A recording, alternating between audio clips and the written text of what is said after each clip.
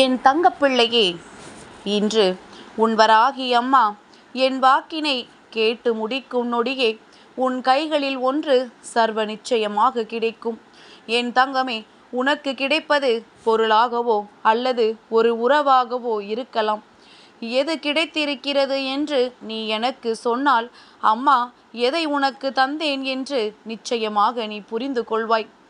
என் தங்கமே, உன்னுடைய வாழ்க்கையில் நீ ஆசைப்பட்டு கேட்ட சில விஷயங்கள் இன்னமும் நிறைவேறாமல் இருந்து கொண்டிருக்கின்றது. துரோகங்களும் வீழ்ச்சிகளும் ஒரு பக்கம் இருந்தாலும் என் குழந்தை, சில நேரங்களில் உனக்கென்று உன் மனதிற்குள் ஆசை என்ற ஒன்று இருக்கத்தான் செய்கின்றது. எத்தனையோ கஷ்டங்களை தாண்டினாலும் ஒரு விஷயத்தை பார்க்கும் பொழுதோ, ஒரு உறவோடு பேசும் பொழுதோ, இது நம்மோடு தொடர்ந்து வந்தால் நம் வாழ்க்கை எப்படி இருக்கும், நம் கைகளில் கிடைத்தால் நம்முடைய மகிழ்ச்சி எப்படி இருக்கும் என்று என் குழந்தை நீ நினைக்கின்றாயல்லவா? அந்த நேரத்தில்தான் உன்னுடைய வாழ்க்கை நீ ஆசைப்பட்டதை கொடுக்காமல் உன்னை ஏமாற்றியது. இந்த ஏமாற்றத்தை தாங்க முடியாமல் தான் என் பிள்ளை வாழ்க்கையையே வெறுத்து ஒதுக்கி நின்று கொண்டிருந்தாய். இந்த நேரத்திலும் உனக்கு ஆசைப்பட்டது இன்னமும் உன் கைகளில் கிடைக்கவில்லை என்றால், இனி உனக்கு வாழ்க்கை மீது இருக்கின்ற ஆசையே இல்லாமல் போய்விடும். வாழ்க்கையின் மீது உனக்கு வெறுப்பு இன்னமும் அதிகமாகிவிடும்.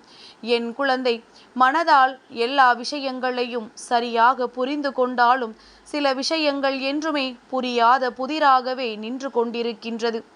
இந்த வாழ்க்கை உனக்கு இன்னும் என்னவெல்லாம் கற்றுக் கொடுக்க போகின்றதோ என்று நினைத்து நீ வேதனை அடைகின்றாய். நீ ஆசைப்பட்டது பொருளாக இருந்தால் என் குழந்தை என்ன நினைக்கின்றாய்? அம்மா, பணம் இருப்பவனால் தான் இந்த பொருளை வாங்க முடிகின்றது, என்னால் நினைத்ததை கூட வாங்க முடியவில்லையே, அல்லது என்னோடு இருப்பவர்கள் ஆசைப்பட்டு கேட்பதை கூட என்னால் வாங்கி கொடுக்க முடியவில்லையே என்று நினைத்து என் குழந்தை மனம் வேதனை அடைகின்றாய். அதே நேரத்தில் ஒரு உறவாக இருந்தாலுமே பணம் இருப்பவர்களிடம்தான் இவர்கள் அதிகமாக சேர்கின்றார்கள். பணம் இல்லாத என்னை இவர்கள் மதிப்பது இல்லை என்று என் குழந்தை நீ நினைக்கின்றாய். என் தங்கமே, நீ நினைப்பது எல்லாமே உன்னுடைய வாழ்க்கையில் நிச்சயமாக தவறாகவே நடந்திருந்தாலும் இனிமேல் அது அப்படி நடக்க வாய்ப்பில்லை. அதற்கு காரணம் என்ன தெரியுமா? என் குழந்தை, வாழ்க்கையில் இது நாள் வரையிலும் நீ பட்ட கஷ்டங்களும் மனவேதனைகளும், நீ சந்தித்த நம்பிக்கை துரோகங்களிலும் இருந்து யார் யார் எப்படிப்பட்டவர்கள், யாரோடு எப்படி பழக வேண்டும் என்பதனை நீ நன்றாகவே புரிந்து கொண்டிருக்கின்றாய். பணத்தை வைத்து எடை போடுபவனை வாழ்க்கையில் இருந்து ஒதுக்கி வைக்க நீ என்றோ தயாராகிவிட்டாய். பணத்திற்காக ஒருவனிடம் இன்னொருவன் பின்னால் போய் நிற்பது எல்லாம் அந்த காலம். என் குழந்தை, இப்பொழுதெல்லாம் யாருமே ஒருவனிடம் இருக்கின்ற பணத்திற்காக அவன் பின்னால் நின்று அவனுக்கு எந்தவிதமான ஜால்ராவையும் அடிப்பது கிடையாது. அவர்கள் மனதில் என்ன இருக்கின்றது தெரியுமா? எல்லோருமே இப்பொழுது அவர்களினுடைய நிலையை புரிய தொடங்கி விட்டார்கள். இன்னொருவனுக்கு அடிமையாக வாழ்வதை விட நாம் இந்த வாழ்க்கையை வாழாமலேயே இருந்துவிட்டு போகலாம் என்று நினைக்க தொடங்கிவிட்டார்கள். மற்றவர்களின் எண்ணங்கள் ஒவ்வொரு நாளும் உன்னுடைய வாழ்க்கையில் செயலாகிவிடக்கூடாது என்பதில் எல்லோருமே இப்பொழுது தெளிவினை பெற தொடங்கிவிட்டார்கள். நாம் நினைத்தது போல நம்முடைய வாழ்க்கை அமையாமல் போனாலும் மற்றவர்கள் நினைப்பது போல நம் வாழ்க்கை அமைந்துவிடக்கூடாது. யாருக்கும் அடிமையாகிவிடக்கூடாது. யாருடைய வார்த்தையையும் கேட்டுத்தான் நடக்க வேண்டும் என்ற நிலைமை வந்துவிடக்கூடாது. இன்னொருவர் கண் பார்வையில் நம்முடைய வாழ்க்கை ஒரு நாளும் இருக்கக்கூடாது. யாருடைய கட்டுப்பாட்டுக்குள்ளும் நாம் வந்துவிடக்கூடாது என்பதில் அத்தனை தெளிவாக இருக்கின்றார்கள். என் குழந்தை, நீயும் இந்த தெளிவினை இப்பொழுதெல்லாம் சரியாகவே பெற்றிருக்கின்றாய். யாரெல்லாம் உன்னை அடிமைப்படுத்த நினைத்தார்களோ, யாரெல்லாம் பணத்தை வைத்து உன்னை வாழ்க்கையில் ஒதுக்க நினைத்தார்களோ, அவர்கள் முன்னிலையில் தன்னிடம் என்ன இருக்கின்றதோ அதை வைத்து நிம்மதியாக வாழ வேண்டும் என்று என் குழந்தை நீ இப்பொழுது நினைக்க தொடங்கிவிட்டாய். இனிமேல் ஒரு நாளும் உன் வாழ்க்கையில் கஷ்டங்கள் வராத அளவிற்கு நிம்மதியான மனநிலையை உருவாக்கி கொடுக்க வேண்டும் என்று உன் அம்மா நான் நினைத்து விட்டேன். என் தங்கமே, இந்த வாழ்க்கை நிச்சயமாக இனிமேல் ஒரு நாளும் உனக்கு மனக்கசப்பை கொடுக்காது. உன்னை வெறுத்து ஒதுக்கியவர்கள் எல்லாம் தானாகவே உன் காலில் விழப்போகின்ற நாள் வந்துவிட்டது. ஏனென்றால் உன்னுடைய நிலைமை உயரப் போகின்றது, அவர்களினுடைய நிலைமை தாழப் போகின்றது. தாழ்ந்து போவது என்பது நாம் அவர்களை பழிவாங்குவதற்காக அல்ல, அவர்களினுடைய செயல்பாடுகளினால், அவர்கள் எடுக்கின்ற ஒவ்வொரு தவறான முடிவுகளினால் இன்று அவர்களினுடைய வாழ்க்கை அவர்களுக்கு நல்ல பாடத்தை புகட்டப் போகின்றது. எதற்காக நாம் மற்றவர்களுக்கு துரோகம் செய்தோம் என்று அவர்களை மனம் வருந்த வைக்கப் போகின்றது. இத்தகைய சூழ்நிலையில்தான் அவர்கள் நின்று கொண்டிருக்கின்றார்கள். என் தங்கமே, நான் உன் கைகளில் கொடுப்பது பொருளாகவோ உறவாகவோ இருக்கலாம், அல்லது உனக்கான நிம்மதியாகவோ இருக்கலாம்.